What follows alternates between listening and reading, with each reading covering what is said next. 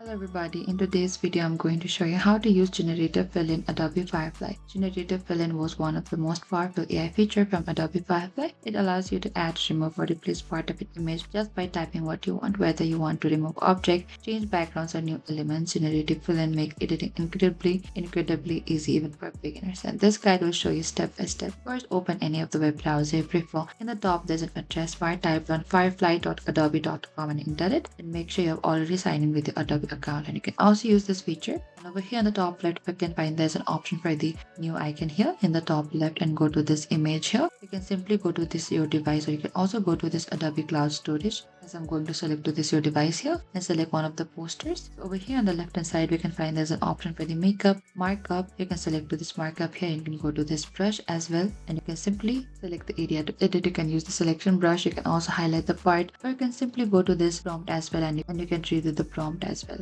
And that is it. This is how you can use Generative Fill in Adobe Firefly. Thank you for watching this video. I hope I could help you. If you have any queries or confusion, please comment down below and we will reach out to you very soon.